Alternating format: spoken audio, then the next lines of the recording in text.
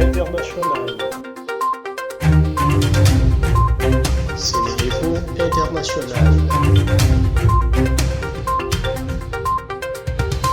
abonné leen ci suñu chaîne YouTube ngir jot saa su nekk ay xibaar yu wér te wóor aju ci réew mi ak ci bitim réew.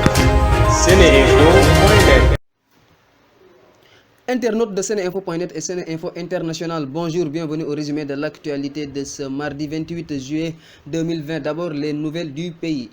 Décédé dimanche, le journaliste Babacar Touré, président directeur général du groupe Sud Communication et ancien président du Conseil national de régulation de l'audiovisuel CNRA, a été inhumé à Touba ce lundi. Les condoléances sont reçues chez lui à Ngaparou. Le défunt avait 69 ans. La sûreté urbaine a ouvert une enquête pour retrouver la personne qui a essayé d'ententer à la vue du professeur Moussa Seydi, chef du service des maladies infectieuses de l'hôpital Fann et président du comité scientifique Covid-19 du ministère de la Santé et en même temps responsable de la prise en charge des malades atteints de coronavirus. Le professeur Seydi a été agressé verbalement et menacé par une personne qui l'accuse de cacher des morts et de dire des contre-vérités dans le traitement des malades atteints de Covid-19. Pape Massata Diack brise enfin le silence, accusé en même temps que son père Lamine Diack dans l'affaire de corruption et de dissimulation de dopage. L'ancien conseiller marketing à la Fédération de l'athlétisme, la Fédération internationale de l'athlétisme, I2AF, nie toutes ces accusations. Selon lui, c'est un complot pour salir l'ancien patron de l'I2AF.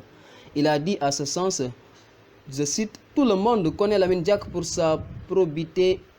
Il a été conservateur de la propriétaire foncière ici à Dakar pendant 5 ans. Il a été maire de Dakar. Il n'a pas un seul lopin de terre qui appartient à Lamine Diack. C'est de l'aberration. Le mensonge est tellement gros.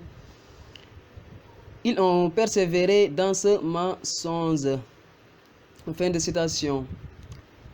Venons-en à la situation de la Covid-19 au Sénégal. Notre pays a enregistré 4 nouveaux décès liés au coronavirus, ce qui porte à 198 le nombre de malades qui ont succombé à la pandémie. Sur 824 tests réalisés aujourd'hui, 41 sont devenus positifs. Il s'agit de 33 cas contacts suivis et de 8 cas issus de la transmission communautaire. 114 patients hospitalisés ont été contrôlés négatifs et déclarés guéris. 50 cas graves sont pris en charge en réanimation. À ce jour, 9805 cas ont été déclarés positifs au Sénégal, dont 6591 guéris, 198 décédés et 3015 malades sous traitement. En Afrique, lors du sommet tenu en visioconférence ce lundi, les pays de l'Afrique de l'Ouest ont exigé la démission de 31 députés jugés mal élus et des législatives partielles. Ils ont également menacé de sanctions les opposants à leur plan de sortie de crise qui prévoit un gouvernement d'union nationale et une recomposition de la Cour constitutionnelle. Quant au président malien Ibrahim Boubacar Keïta, il a eu des mots très durs à l'égard de son opposition et de l'imam Dicko. Selon Ibrahim Boubacar Keïta, le but de ces manifestations organisées par l'imam Dicko est de conduire à une transition dirigée par le célèbre marabout et qui devrait ouvrir la voie à un État islamique. Cependant, l'opposition malienne rejette le plan de la CEDEAO et insiste sur le départ du président IBK. Toujours dans ce contexte de crise au Mali, le Premier ministre a nommé un gouvernement de 6 membres. Abdoulaye Daffé est le nouveau ministre de l'économie et des finances du Mali, poste cumulé jusque-là par le Premier ministre. Le ministre de la Défense et des anciens combattants revient. Le ministère de la Défense et des anciens combattants revient au général Ibrahima Dahirou Dembélé, alors que le ministère de l'administration territoriale et de la décentralisation sera conduit par Boubacar Alpha Ba. Pour sa part, le général Bamba Moussa Keïta est ministre de la Sécurité et de la Protection civile, alors que Kassoum Tapo est ministre de la Justice et des Droits de l'Homme. L'opposant Teibile Dramé est reconduit au poste de ministre des Affaires étrangères et de la coopération internationale.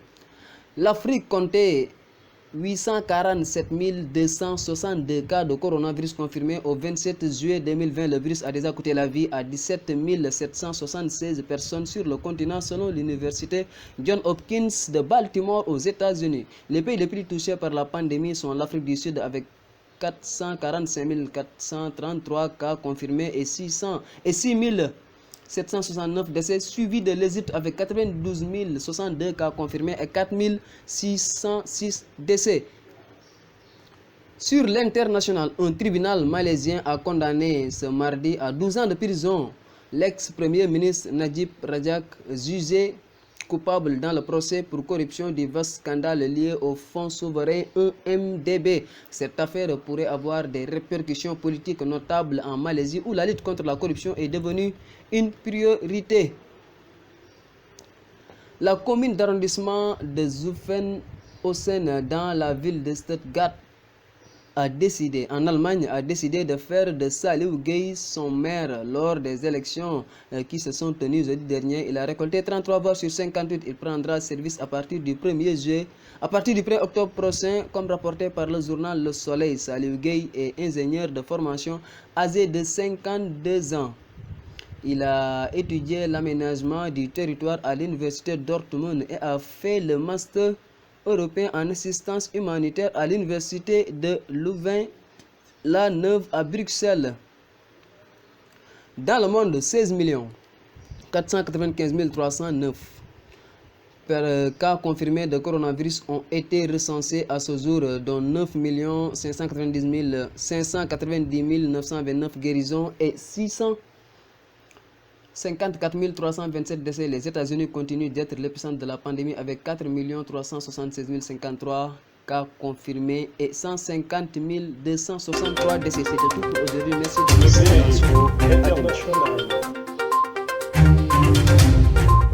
Sénéinfo International.